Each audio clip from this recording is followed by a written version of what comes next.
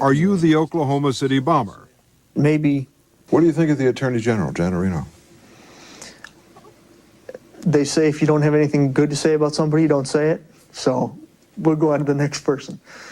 Today we recruit. You got to be somewhat computer savvy. Kids today, they're tweeting and twitting and banging away on their Xbox 360, stuff I never heard of when I was a kid, wasn't even available. But maybe one of the benefits of me talking to you today is that you'll see that maybe not everything is true that you've heard about me. Good morning. My name is Paul Wysopal. I'm the special agent in charge of the FBI's field office here in Tampa, which includes the Orlando resident agency. Well, am I pure evil? Am I the face of terror sitting here in front of you? Or am I able to talk to you man to man? The Murrah building in Oklahoma City was attacked in, I believe it was 95. The downside to that was you had civilian casualties. The target was political, but you had children that were going to a daycare center that were hit. I thought it was terrible that there were children in the building. And if they were to attack, or someone were to attack federal law enforcement, you don't want to have that type of civilian casualty. So the goal was to move the Bureau, the FBI offices to a more secure facility where we're isolated. The IRS? I believe they're an out-of-control agency. FBI? Should be reined in. The big things for us, obviously, terrorism, number one priority, the FBI. The President Bush at the time designated the FBI as the lead agency on terrorism investigations. Is there anything you would say to the families, for example? There are things that I want to say, but the timing is not right. I think one of the things to take away from this, these bad events such as this, as we learned in 9/11, brings the community together, including the law enforcement community. As you see everybody represented here, we all work together from the get-go.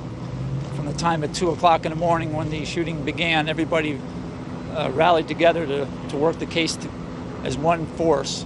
In your high school yearbook, under future plans, you wrote, and I'm quoting here, Okay. "Take it as it comes, buy a Lamborghini, California girls." Right. Well, I'm dreaming. I'm putting down my dreams, you know. If I could rub a genie in a bottle, that's what I wish for, right? So. A little bit of everything, actually. The way I would liken it is, you see on the side of the police car, it says to protect and serve.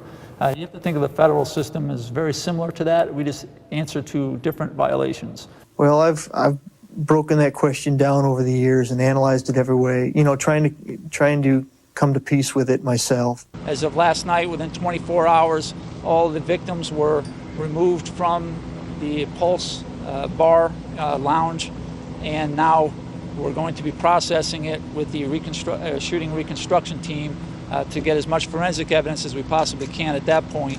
I went over there hyped up, just like everyone else. Not only is Saddam evil, all Iraqis are evil. What I experienced, though, was an entirely different ballgame.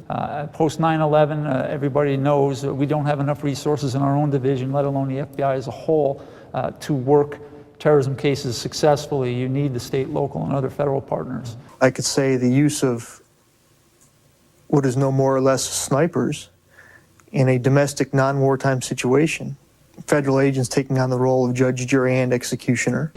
As you know, post 9/11, no stone is unturned, and that's the same today as it was then. Every terrorism case and investigation is going to be worked the same way. No stone will be left unturned, and we'll follow the leads wherever they take us.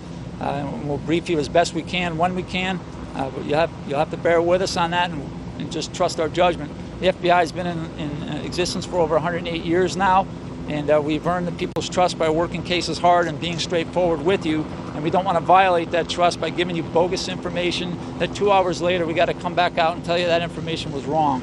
If government is the teacher, violence would be an acceptable option. We've got to be successful 100% of the time. Yeah. The terrorists only have to be successful once to get a splash in the news.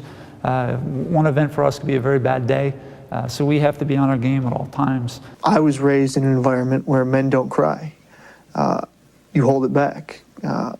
Obviously, there's a different cultural phenomenon in America now with President Clinton and his whole Tear Act all the time.